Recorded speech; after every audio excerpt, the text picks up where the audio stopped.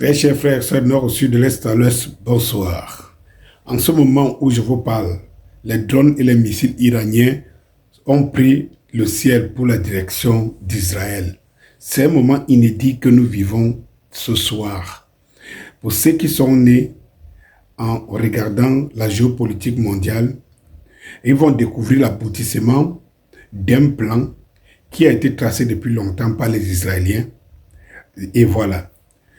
Pour la petite histoire, il faut se rappeler qu'il y a quelques jours, Israël a bombardé une ambassade de l'Iran en Syrie.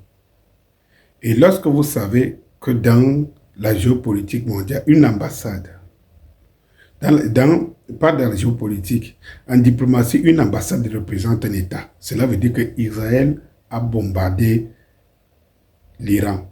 Il faut se rappeler que ce n'est pas la première fois que les Israéliens, ils ont le droit de bombarder l'Iran.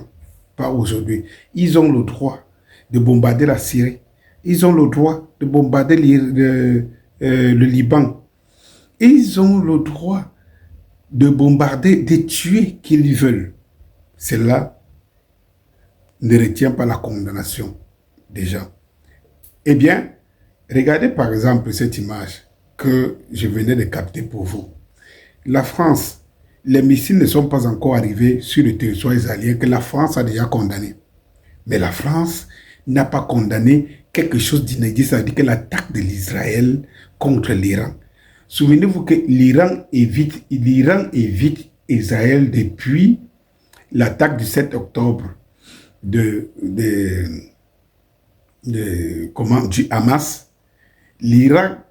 L'Iran se met de côté et l'Iran a toujours évité Israël. Et ce n'est pas aujourd'hui que les Israéliens tuent les Iraniens, que ce soit dans leur base, que ce soit les meilleurs et tout ça, que cela n'émeut personne.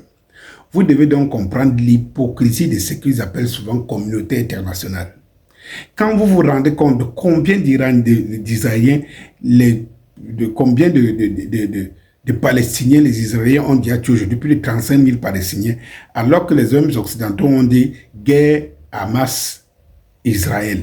Mais les Palestiniens ont déjà payé le prix du peuple de 35 000. C'est la destruction totale. Vous n'avez jamais entendu une condamnation d'Israël. Jamais entendu. Israël, depuis 57 ans aujourd'hui, a été condamné par des résolutions des Nations Unies suite à l'annexion de certains territoires palestiniens. Ça n'a jamais été exécuté et on n'a jamais demandé aux Israéliens de déguerpir. Pendant ce temps, on nous vend une autre raison en Ukraine, en Russie, un pays attaqué. Pourtant, l'Occident attaque des pays autres tous les jours. Chers frères et sœurs, ce qui est en train de se passer est inédit et aujourd'hui la peur a changé de camp. Actuellement, le ciel israélien venait d'être fermé il y a quelques minutes. Les Israéliens sont en panique.